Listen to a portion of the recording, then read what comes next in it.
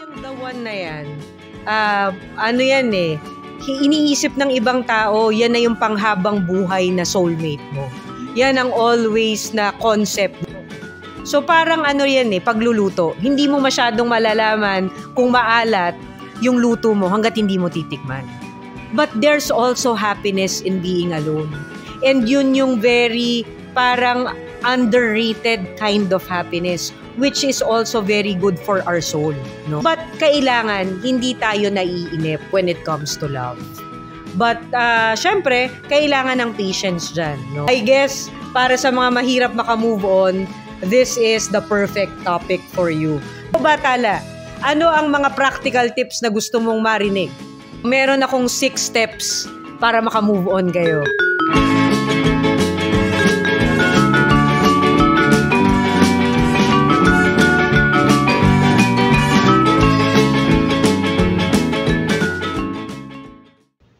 Happy day, Practicalers! This is your practical coach, Coach Kristan, in another episode of Practical Coaching. And with my partner...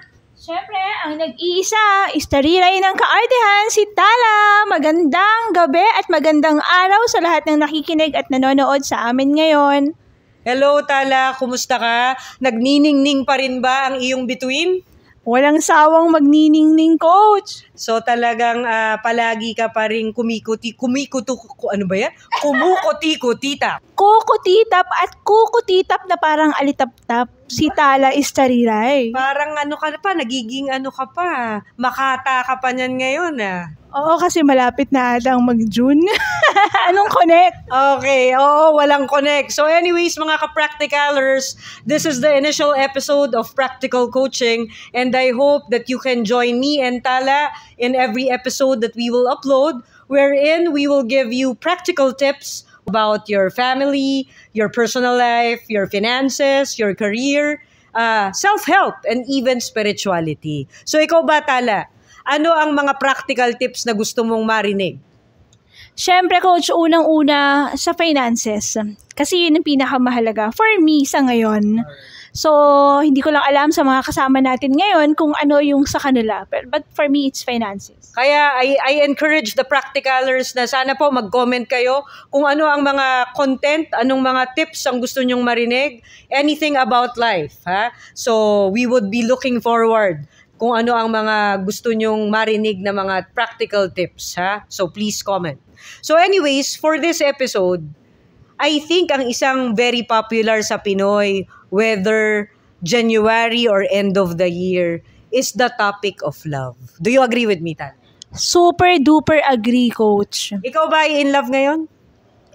May crush lang, pero hindi naman in love. Wow, crush. Parang high school ka dun May kilig-kilig pa yan Kilig ba yun o parang napawing ata? Hindi ko nga maintindihan kung beautiful eyes yun or parang napawing ka Beautiful eyes na medyo napuwing. Kasi nga, istariray ako at marami akong glitters.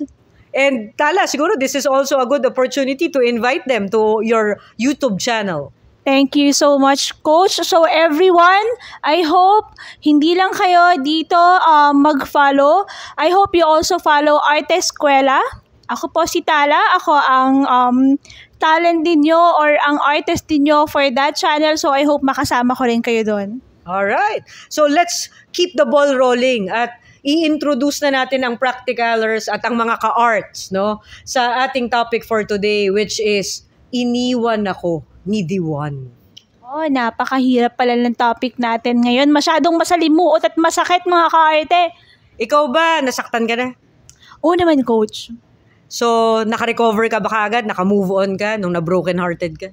Hirap na hirap ako, Coach. Mahirap. At alam ko, ganun din para sa inyo. I think.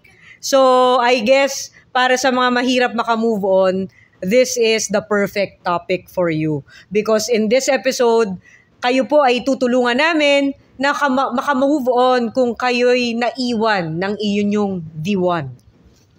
Pero Coach, may tanong ako. Kasi alam ko ito ang tanong ng mga taong bayan. Kasi minsan sa dami nating nakakarelasyon di ba? Hindi lang isa, minsan nakakaisang dosena.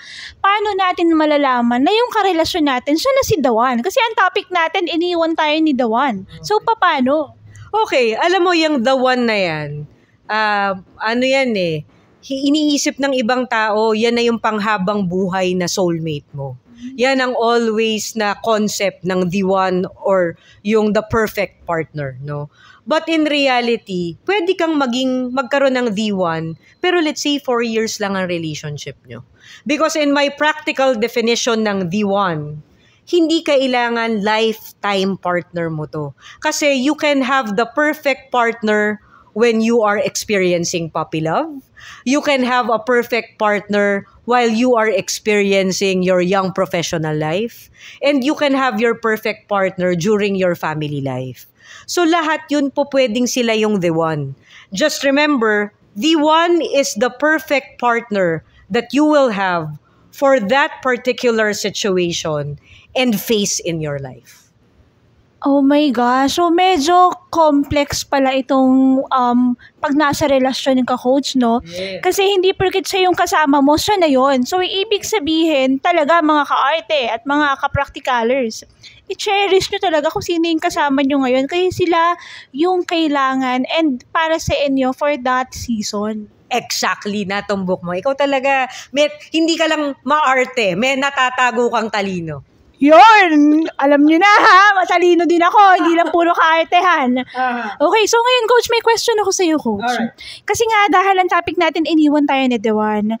Kasi ito mga kaarte, syempre, lalo na sa ating mga babae, ako, ang nire-represent ko as ang mga kababaihan, syempre. So, pag nasaktan tayo, di ba, ang hirap maka-move on. So, yun yung gusto kong matutunan sana sa ngayon. Coach, ano ba yung mga steps how we cope up sa pakikipaghiwalay or sa breakup? And paano kami mag-move on? Okay, so meron akong 6 steps para maka-move on kayo. So, ang first step is feel what you have to feel. Ano ibig sabihin nun, coach? Hindi pa ba sapat yung naiiyak kami parate? Gusto namin magmukmok? Ano ba yun? Medyo, again, tama yung sinabi mo. Feel what you have to feel, damahin mo kung ano ang nararamdaman mo. Because in life, practicalers and mga ka-arts, there are no shortcuts, no? So talagang darating ang panahon na pag ikaw ay nasawi at hindi lang sa pag-ibig, pwedeng nasawi ka because you did not get your dream job, pwedeng ikaw ay na-depress kasi yung mga kaibigan mo, iniwanan ka na, nagpunta na sa States, maraming kinds of heartaches. And what is important when you are mourning or grieving, whatever the reason might be, hindi mo po pwedeng talikuran kung ano yung nararamdaman mo. Because that's part of the process. Kung sa ngayon, ikaw ay nagdadalamhati. Sa ngayon, krayola ka, iyak ka ng iyak. Bigyan mo ng pagkakataon yung sarili mo na maramdaman yung lungkot na yun. Dahil yung lungkot na yun, may purpose yun. Because that sadness can turn to strength. That sadness can turn to motivation. That sadness can make you a better you, no? Ang importante lang is binibigyan natin ng deadline ang sarili natin. Kasi mga ka-practicalers ha, baka naman ang gawin nyo, sige, 1 taon akong magmumukmuk, 1 taon akong iiyak. No. Give yourself time to grieve, but set a timeline na parang, sige, bibigyan ko ng sarili kong magmukmok ng mga 1 linggo. After that, dapat medyo okay na ako. Pero hindi ko sinasabing 100% okay. At hindi ko sinasabing ang magic time frame 1 week. Ang sinasabi ko lang, bigyan nyo ng tamang panahon ang mga sarili nyo para maramdaman yung sakit dahil parte yun ng pag-grow nyo rin as a person. So yun, mga ka-arte. So it's very clear, no? Napakaganda ng pagkakapaliwanag sa atin ni Coach. So normal lang na maging dramatic tayo, pag broken-hearted tayo, kasi kailangan natin yun para mas maging matatag tayo. And normal na makaramdam tayo ng sakit, ng hirap mag-move on, pero kailangan may time frame tayo. Hindi pwedeng forever. Yes. Kasi life is not just about love life. Okay? So, Coach, pagdating sabi mo, 6 na step. So, pwede ko bang malaman kung ano yung pangalawa, Coach? Okay. Pwede, pero ready ka na bang malaman? Tingnan natin. Anyways, the second step is find a support system. Support system, hindi supporter, ha? Support. Iba yung na-imagine ko sa supporter, coach. Anyway, coach, kapag sinabing support system, ano ba to? Tao ba to? Paano? Yes. Usually, mga taong nakapaligid yan sa atin. Pero honestly, iba-iba yan. So, po pwedeng kaibigan, kapamilya, at po pwedeng iba-ibang personalities. Pwedeng ang support system mo yung nagbibigay sa'yo ng magandang advice. Diba? Ikaw ba, magaling ka magbigay na advice? Puro kalokohan lang, pero sasaya kayo. Aasahan nila yan. Ha? So, next time, ikaw ang magbibigay ng advice. So, iyon yung isa. No? Iba-ibang personality, yung magaling mag-advise, pwede yung support system. Pwede rin naman yung good listener lang. Yung walang sasabihin, pero hahayaang kanyang umiyak, hahayaang kanyang mag-rant, yung para ma-release mo yung emotions mo. So, okay din na support system yun. Pero, maraming magtataka sa inyo, okay din na support system yung brutally frank. Yung prangka mong kaibigan na sasabihin sa yung, oy, tigilan mo nga na yung pagkakaloka-loka mo dyan, tigilan mo na nga yung pagiging martir mo dyan. Kasi minsan, yung mga ganong klaseng kaibigan ang magpupush natin to really move on. Kasi marirealize natin yung katangahan na ginawa natin dahil sa pag-ibig. Sabi ko nga, hindi kailangang closely affiliated sa'yo yung mga tao eh.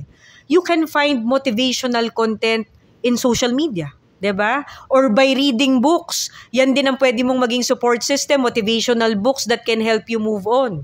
Ikaw ba, Tala, nung ikaw ay nagdadalamhati, ano ang pinaka naging support system mo to move on? Actually, nang time na broken-hearted ako, mag-isa ako, coach. Kaya sobrang ramdam na ramdam ko yung pain. So, ka sa step number 1. Yes, coach, nag-bowling pa nga ako. Kasi solo talaga ako. Pwede ka bang mag-demo ng pag-bowling mo ngayon? Wag muna. Baka ma-censored tayo. Alright, so medyo mag-isa ka. So, yun yung tip number 2 ko. Now, moving on to tip number 3, Tala. Ang tip number 3 is, pwede ka rin namang magkaroon ng outlet. No? So, ano yung outlet? Mga hobbies, mga new skills na gusto mong matutunan, makakatulong yan sa'yo to move on. Ikaw, Tala, dahil maarte ka, alam kong mahilig ka mag-makeup. So, isa ba yan sa pwedeng maging outlet ng mga kababaihan dyan pag sila ay nagkakaroon ng heartbreak or having a hard time to move on? Oo naman, coach. Kasi, especially, sabi mo nga, babae ako, kapag nasasaktan tayo, di ba parang ang gusto nating gawin, ayusin natin lalo yung sarili natin, pagandahin natin. So, mahalaga. Mahalaga talaga na kapag iniwanan ka or ikaw ang iwan, you make sure improve mo lalo yung sarili mo. Okay. So, eto ba, pwede na nating masabi, new and improved Tala ka na nitong lagay na to? Medyo humble lang yung looks ko ngayon, pero ito na po yun, mga ka-arte. Ito na yon. Pero konti, abangan nyo pa ng konti. Pero ito na yon. Medyo nasa 40 to 50% na to. Okay. So, pwede pang itodo. Oo. Alright. Okay. So, yun ha. You can find outlet like hobbies, new skills to help you move on. Kasi, alam nyo, itong pagiging single, magandang time din to. Katulad nga ng nasabi ni Stala, ang stariray ng kaartihan, to improve yourself. And sabi nga nila, no, napakagandang i-empower mo yung sarili mo pag malungkot ka. Kasi by developing yourself, katulad ng pagme-makeup, if you feel confident about yourself, you feel good.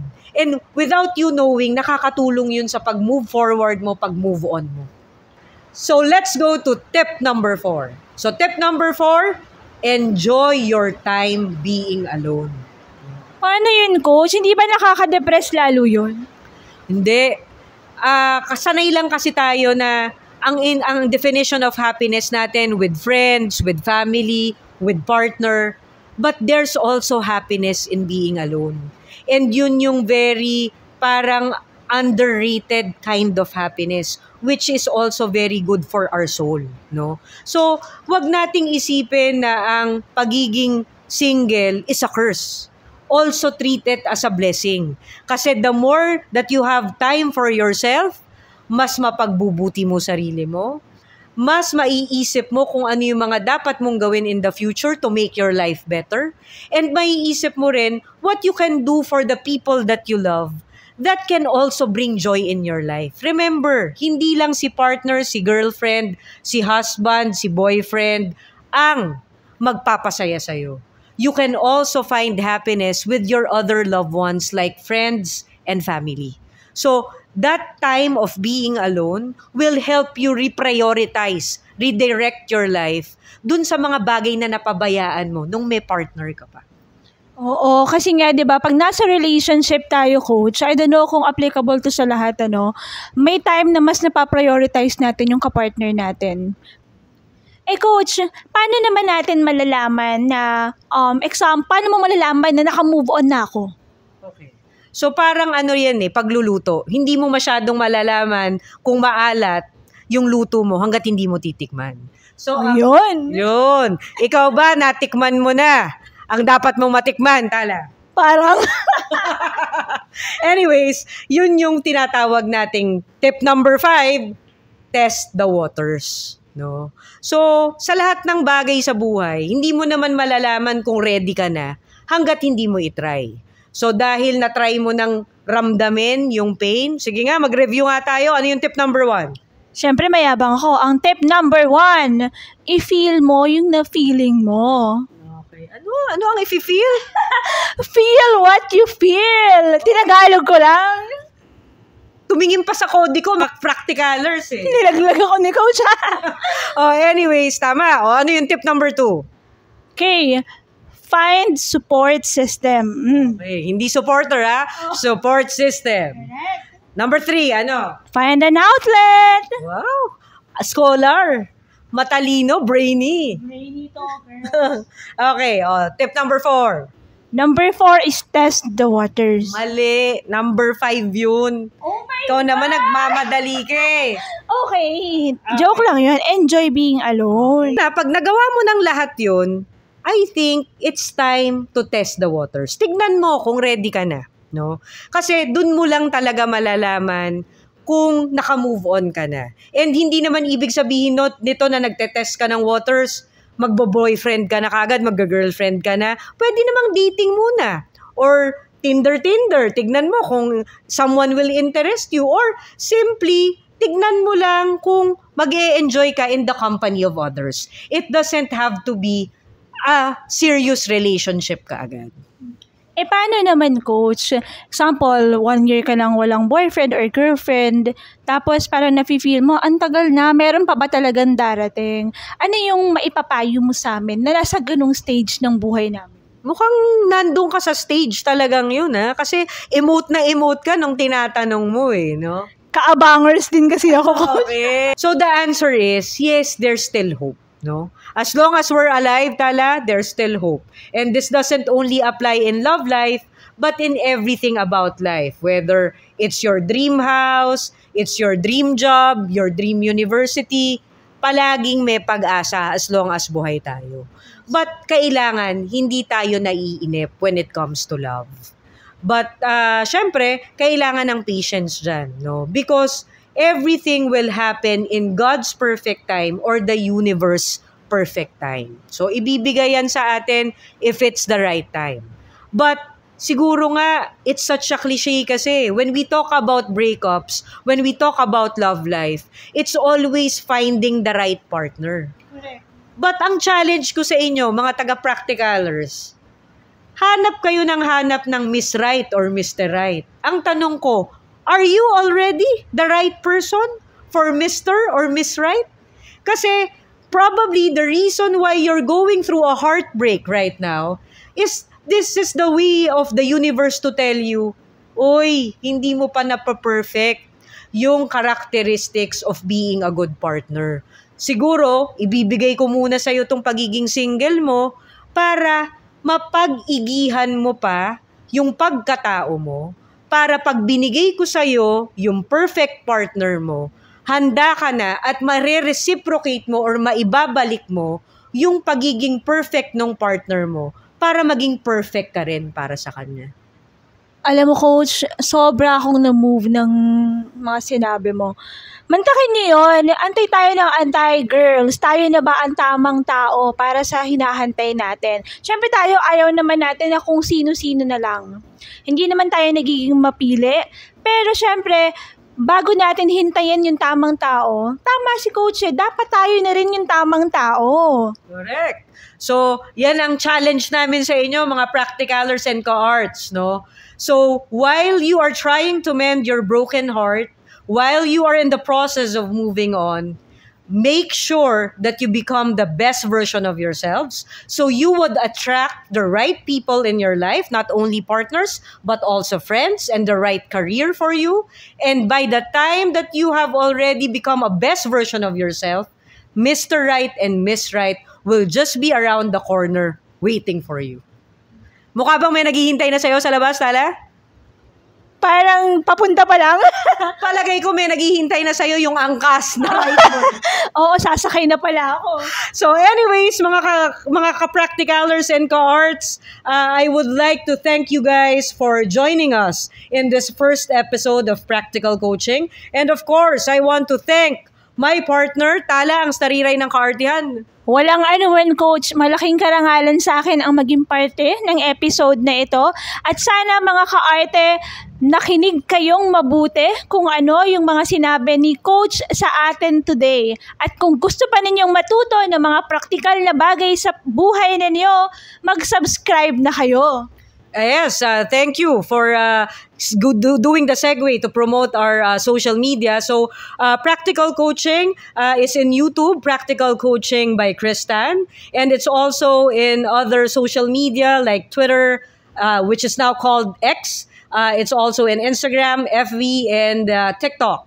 And same with Arte Escuela. Arte Escuela is also in YouTube, TikTok, IG, and FB. No? So in our description, lalagay namin yung mga handles namin dyan.